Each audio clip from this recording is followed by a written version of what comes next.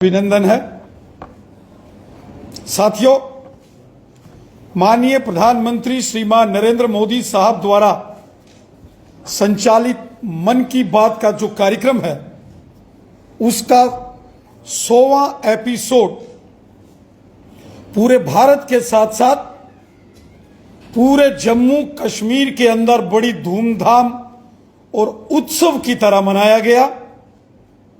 मैं हृदय से जम्मू कश्मीर की जनता का, जम्मू कश्मीर के भारतीय जनता पार्टी के कार्यकर्ताओं का, जम्मू कश्मीर के अंदर सामाजिक और धार्मिक संगठनों के नेताओं का, जम्मू कश्मीर के अंदर non governmental organisations, student organisations और उन सभी साथियों का हृदय से धन्यवाद करता हूं जिन्होंने माननीय प्रधानमंत्री नरेंद्र मोदी साहब के 100वें मन की बात के कार्यक्रम को बड़ी धूमधाम और उत्सव की तरह बनाया।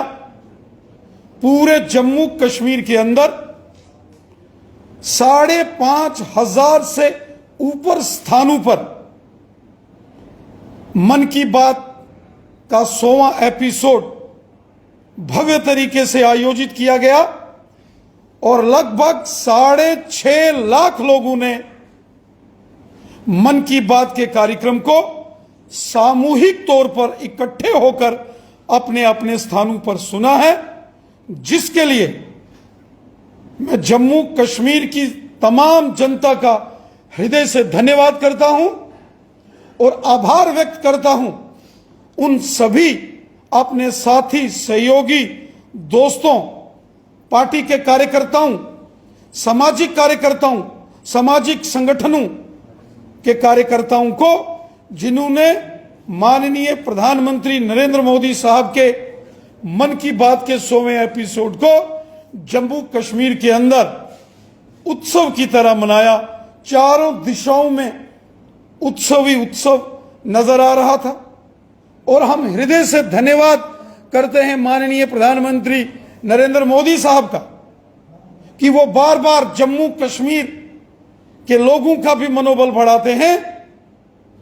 हर बार जम्मू कश्मीर के सामाजिक कार्यकर्ताओं का जिक्र मन की बात में होता है और जब मोदी साहब का 100वां मन की बात का एपिसोड जब प्रसारित हुआ तो उसमें भी जम्मू कश्मीर के एक बहुत ही मेहनती एक श्री मंजूर अहमद साहब, उनसे उन्होंने बात की।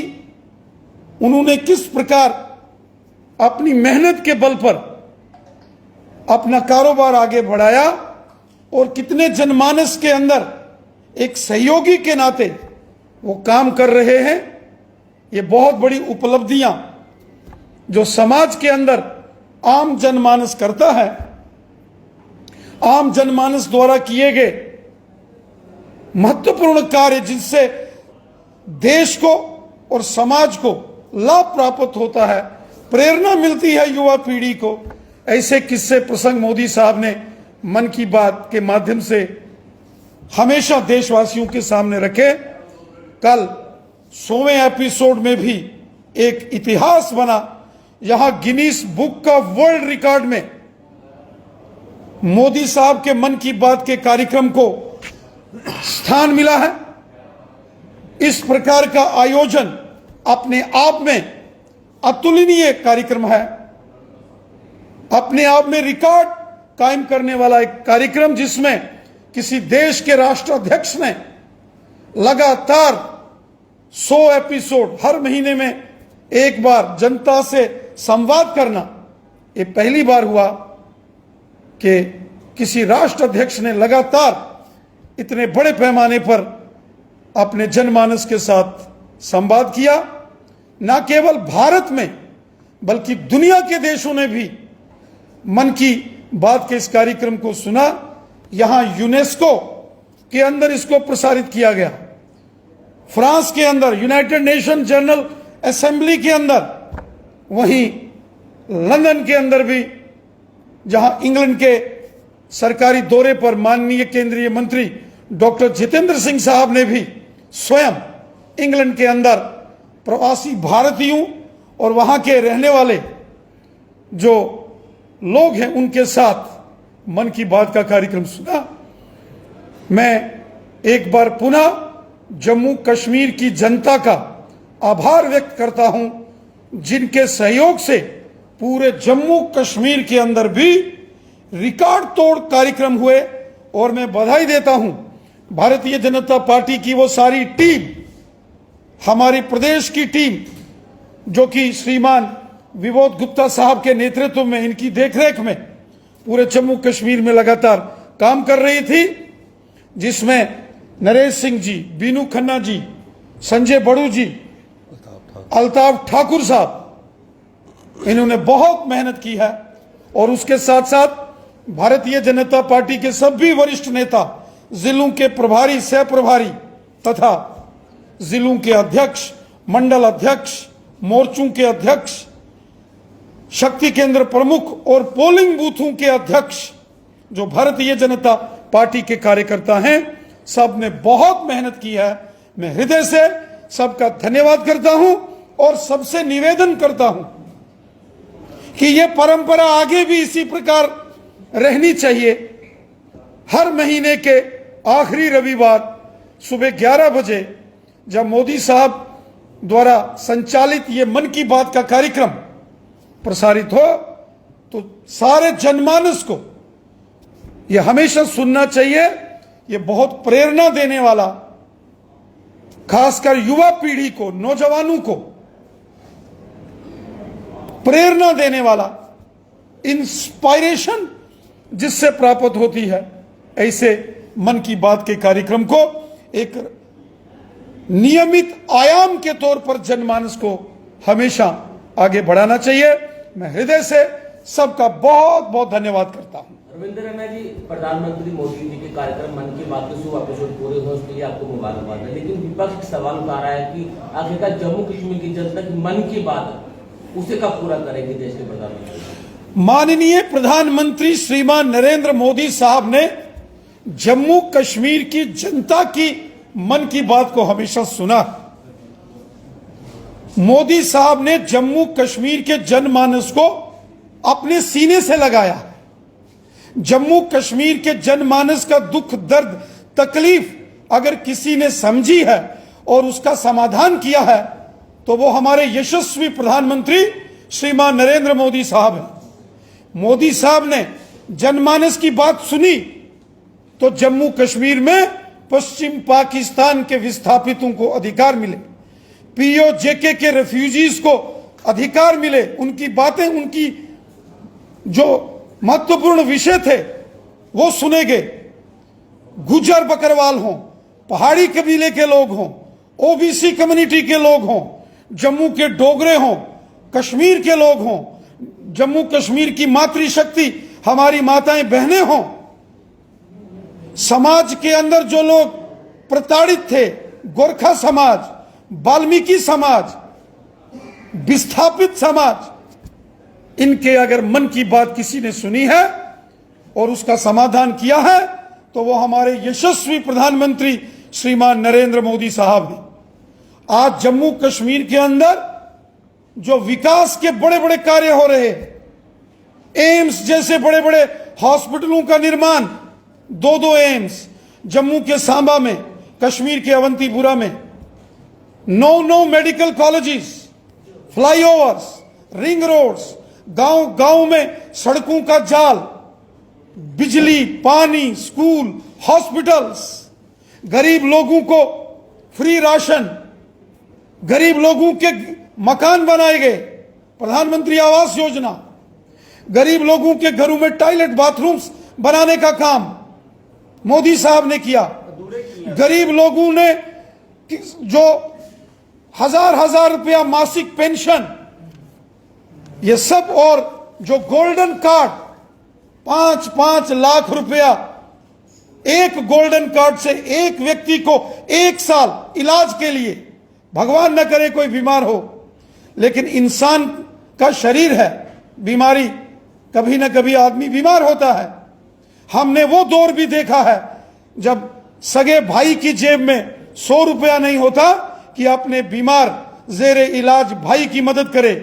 लेकिन मोदी साहब ने जो गोल्डन कार्ड आयुष्मान भारत योजना के तहत लाए, 5-5 लाख रुपया एक एक व्यक्ति को एक एक साल में, ये सब मोदी साहब की देन है। मोदी साहब ने सबके मन की बात सुनी है और सबकी समस्याओं का समाधान किया है। तभी तो मोदी साहब 140 करोड़ हिंदुस्तानियों के दिल में बसते हैं, दिल में।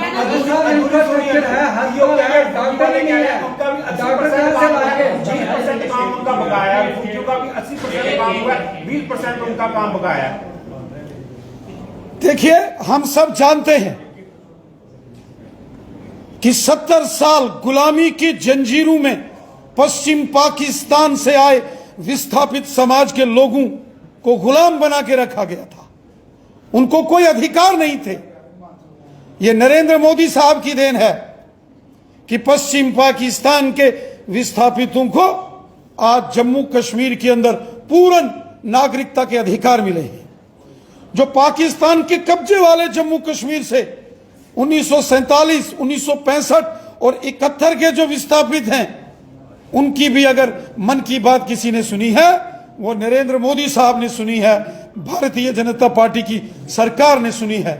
जम्मू रीजन हो या कश्मीर घाटी के लोग हों, शहर के हों या गांव के हों, हिंदू हो, मुसलमान हो, सिख हो, ईसाई हो, गुजर बकरवाल हो या पहाड़ी कबीले के लोग हों, सबके मन की बात अगर किसी ने सुनी है वो मोदी साहब हैं। और इसलिए तो जनमानस के दिल में मोदी साहब बसते हैं और जन जन बोलता है हर हर मोदी, घर घर मोदी।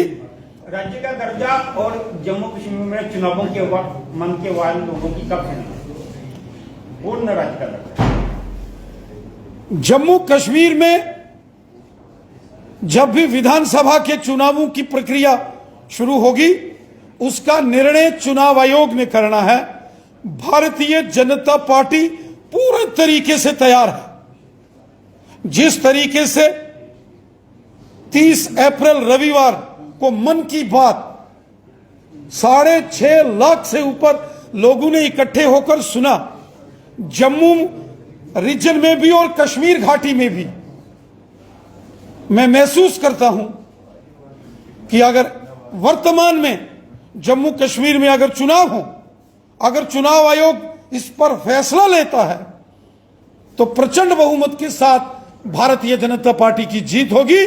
जिस तरीके से जनमानस आज भारतीय जनता पार्टी के साथ। उमर अब्दुल्ला कह रहे हैं कि जम्मू कश्मीर में सबसे ज्यादा बेरोजगारी है और जो युवा है सड़कों पे है, बेरोजगार है, क्या कहेंगे? माननीय प्रधानमंत्री नरेंद्र मोदी साहब लगातार प्रयास कर रहे हैं कि जम्मू कश्मीर में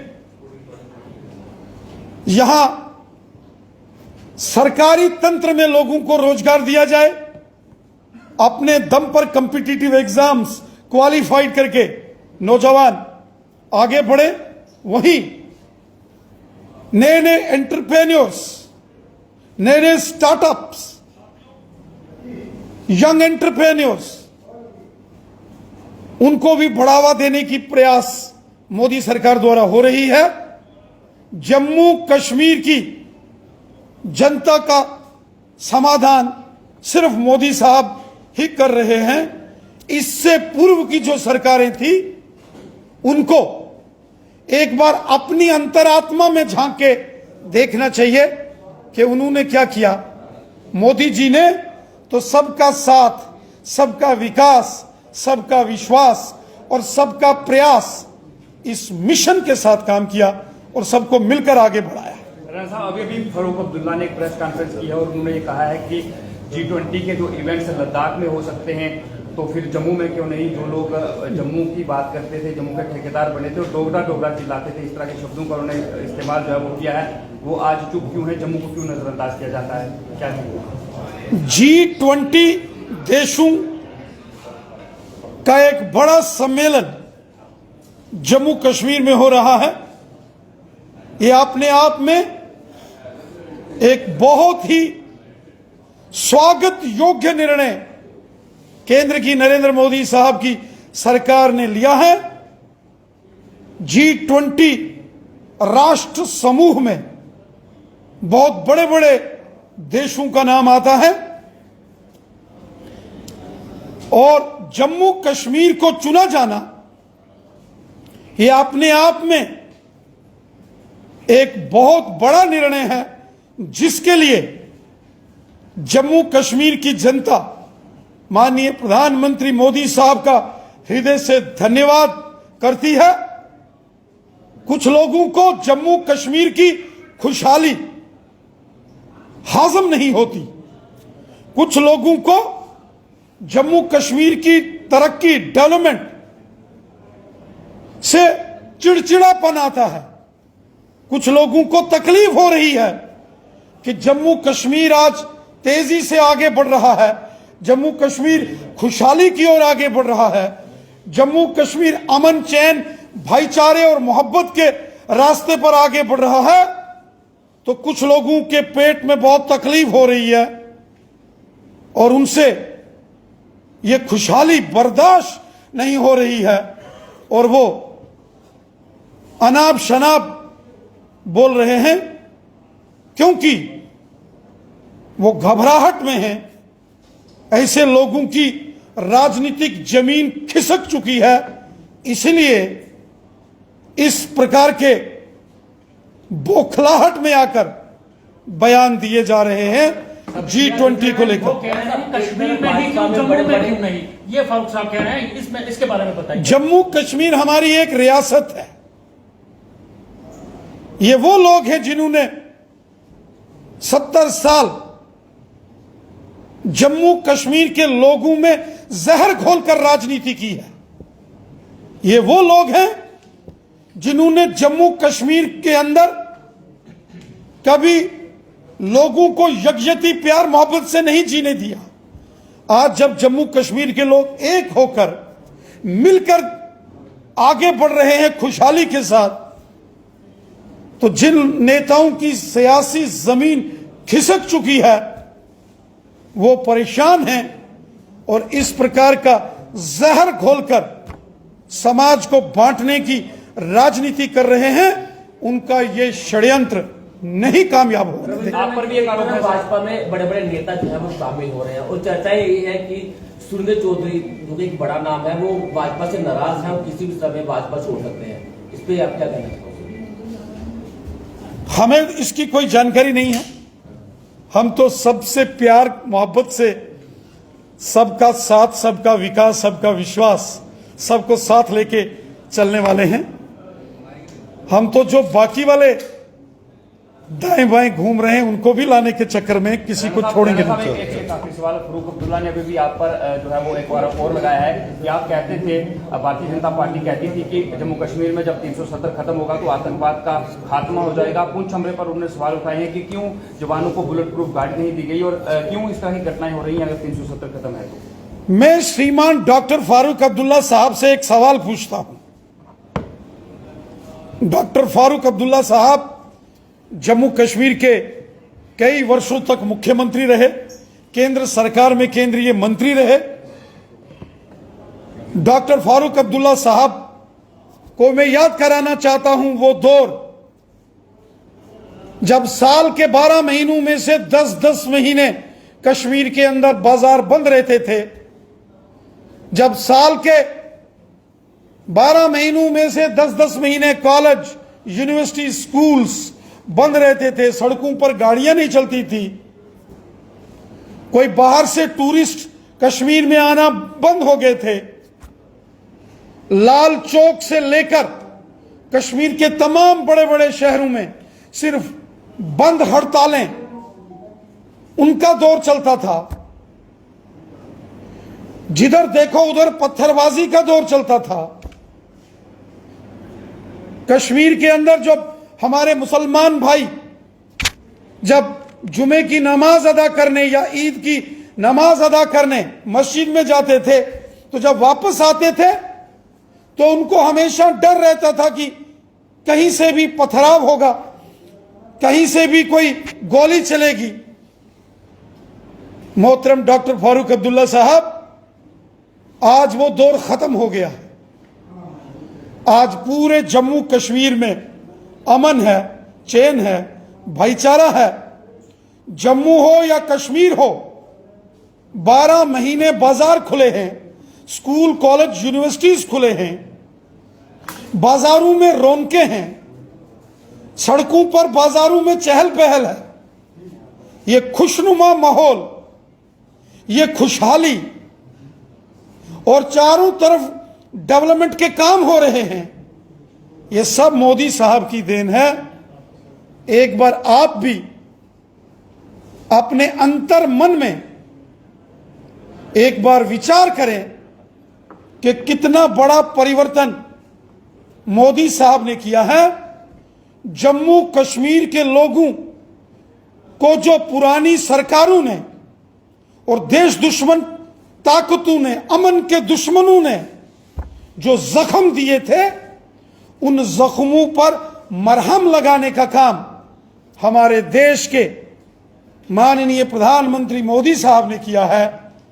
तभी तो जम्मू हो या कश्मीर हो, हर एक शख्स के दिल में मोदी साहब बसते हैं। क्या आप Thank you. टॉक्स में बिलीव करते हैं रविंद्र रैना जी?